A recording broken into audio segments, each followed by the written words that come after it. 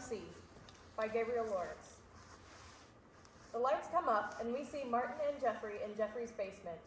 We watch as Martin places a glass pipe on the coffee table. Oh, Jesus, man. How long has it been since you smoked? Oh, shit. Probably since the last time I smoked weed with you. Not a lot of poli-sci majors smoke weed. Would that have been after graduation? Yeah, I think so.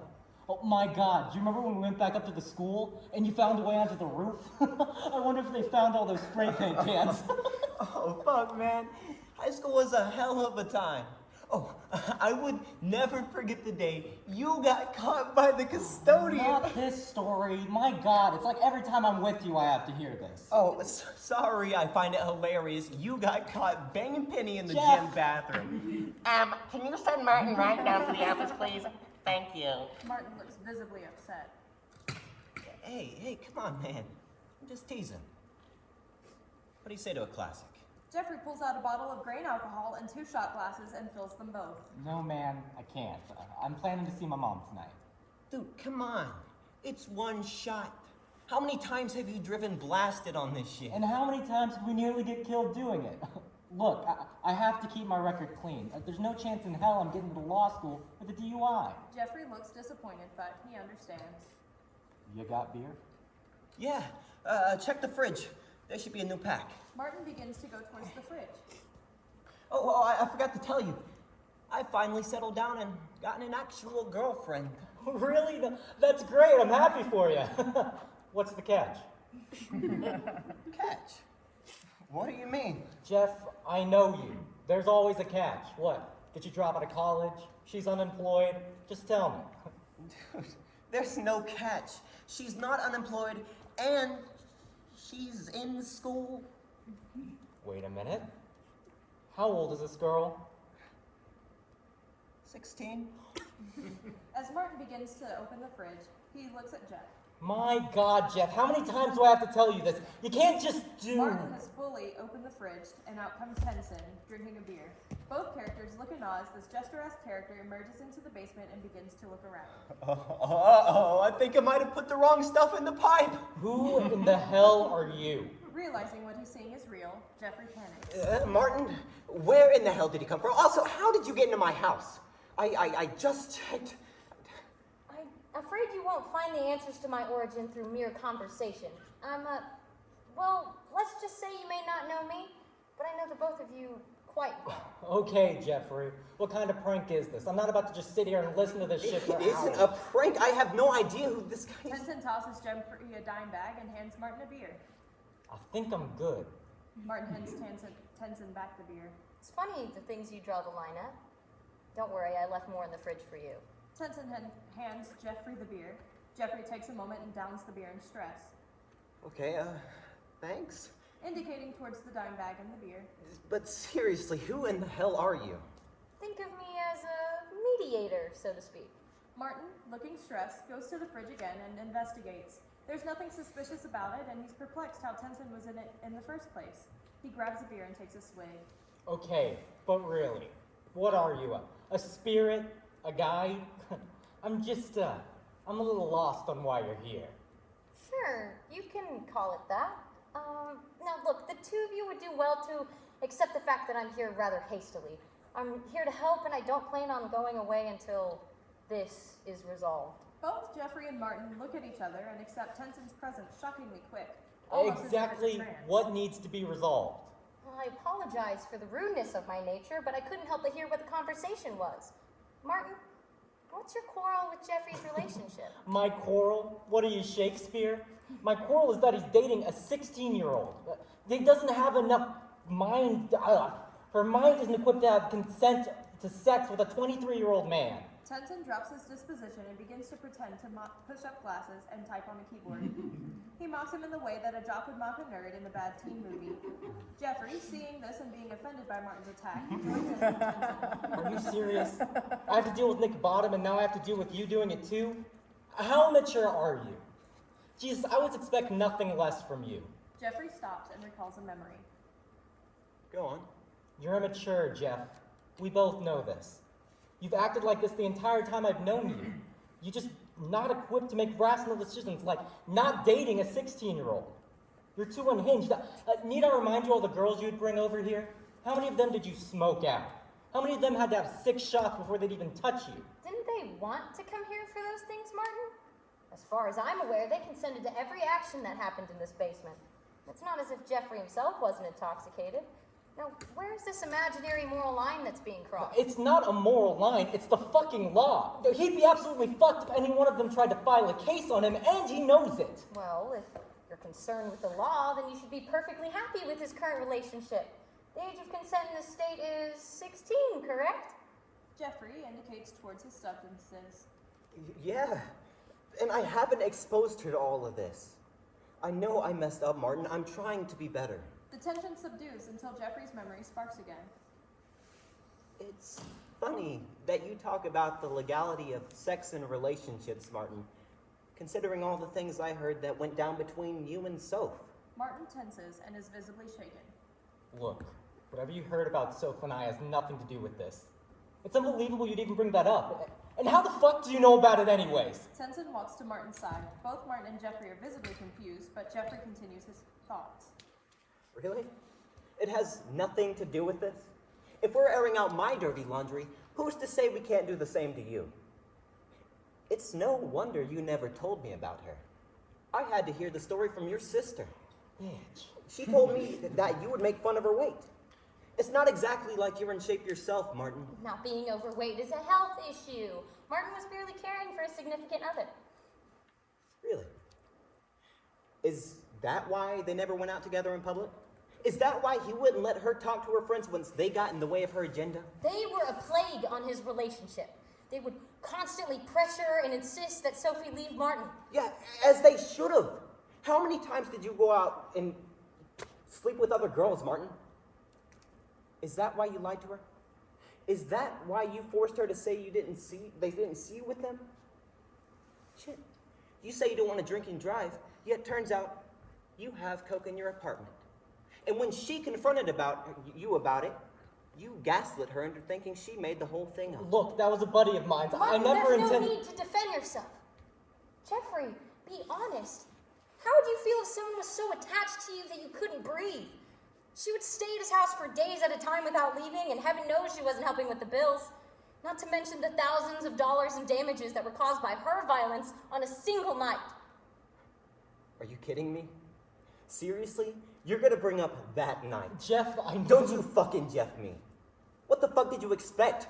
Poor Martin's 4,000-inch TV got broke when he threw her into it. You're a fucking joke, you know that? I didn't throw her into the TV. She was throwing things at me and hit the TV. What was I supposed to do? Let her break everything I own? Oh, so the answer is to give her a black eye? Make her walk around downtown bawling her eyes out and calling every last friend she has? It's fortunate that your sister has a fucking heart and drove 3 hours while she waited in a Denny's bathroom trying to remedy your busted lip. Oh, look, I was gonna have a sit down with you about this and hope to God that you were drunk when it happened. But if you remember it this well, it seems like you were sober enough. Martin looks somber, considering if Jeffrey is right in his thoughts. Come on now, Martin. Think about the good, all the things you gave here. Martin's eyes light up, inspired, losing the conscience he almost grew. You're right. I did everything for that girl. I gave her a place to live. I paid her bills. I cooked. I cleaned. I did everything that she should have done. If you believe that I'm the bad guy in this situation, then you're surely mistaken. I was a model boyfriend who slipped up. Jeffrey brushes Martin and Tenson steps back from the situation, watching intently. Model boyfriend. You really are that fucking clueless. Have you ever thought that maybe the reason she wouldn't leave the house is because you forced her into isolation? Who is she supposed to see, Martin?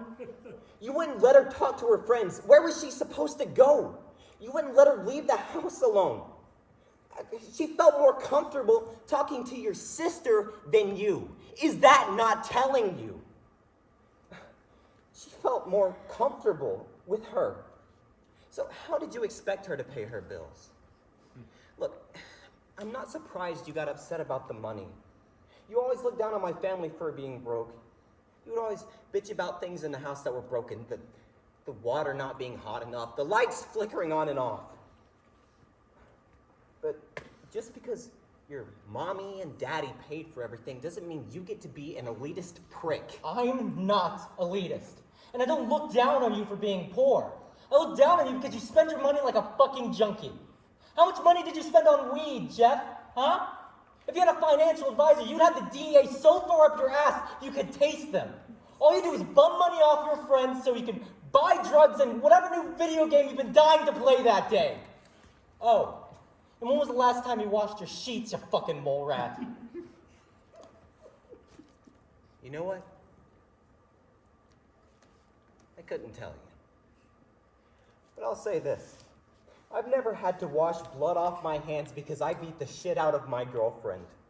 I've never had to look in the mirror and wonder if I'm going to prison for domestic abuse. And I've never been so fucking dense that I took a good relationship and burned it to the ground because I couldn't see the flaws in myself. The difference between me and you and I, is that I learned from my mistakes. You refuse to see your own faults. You're the type of moron to fail a test because he read something online that's different from the textbook. And because I know you're thinking it, yes, Sophie did come here to stay that night because we didn't want your parents to see that you're an abusive asshole. Martin, having not known this. You know what, Jeff? Fuck you. You have no boundaries. You let my fiance come over to your house without a goddamn idea of what happened. How many times did I have to kick you out of my house, Jeff, because I didn't want you to come over? You don't care about rules or life or fucking anything. You gained on the job because you don't believe in capitalism. You dropped out of school because you'd rather do anything than a molecule of work. You have no purpose. You don't care about anything. You're a deadbeat fuck. This is why I'm here. I show the sides of these two that you don't want to see. The side of others that you try to ignore so you can be civil. Denial. It's a powerful word, but an even more impactful action. You know it well, but you just aren't aware of it. You ponder and wonder why you can't get along with her or him. It's because you refuse to be honest with yourself. The tension you feel is denial that brews into hatred. It's a cancer that grows and grows, and before you know it's there, it grows stronger. By the time you discover it, it's too late. It's already killing you. Well, it's not my fault. Look at yourselves. You're both so utterly flawed. You judge each other, yet you share the same cancer. Jeffrey, have you ever thought that maybe the reason you intoxicate yourself on an hourly basis is to ignore the what you don't like about yourself? Martin, have you considered that the reason you can't stand anyone around you is because you believe that everyone should follow in your example? Disgusting gall to think of yourself perfect. Well, I've got a bridge to sell you. You're not. Neither of you truly want to better yourselves. Neither of you want to face who you truly are. Because if you did, you'd be so ill that you might actually have to rearrange your comfy little lives. You're so attached to denial that you can't even face the fact that you hate each other. Why do you think you haven't spoken in 2 years? It's not because Jeffrey got wrapped up in work and because you've been stressing about school. Martin and Jeffrey look at each other with defeat. Seems my point has been made painfully clear. Tenton walks back toward the fridge and walks through it as if it were a portal. Martin rushes to the fridge and opens it, and Tenton is gone. A long and painful silence as Martin and Jeffrey look at each other with somber eyes. Jeffrey, an attempt to lighten the tension. Shit, man. He even showed up uninvited. Look, I didn't mean all that. I just got caught up in the heat of the moment and got tunnel vision and I couldn't say. He's right, Jeff. We don't have to be civil or act. We can just be for a minute.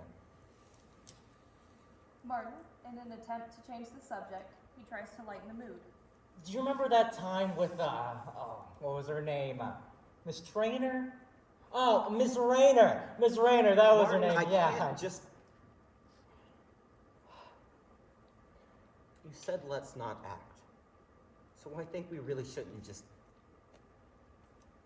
I just think it'd be best if you went to see your mom. A moment. The two characters look at each other and wonder what the hell happened to us. Jeffrey's eyes dullen. Martin's eyes stay somber and guilty. You want to take that shot now? Jeffrey, knowing that will be their last. Yeah. I think that's a good way Hey, to... we don't need to say it. I understand. Jeffrey and Martin assume the positions as they've done 1,000 times before. They tap their shot glasses on the table in unison and take their final shot together. The end.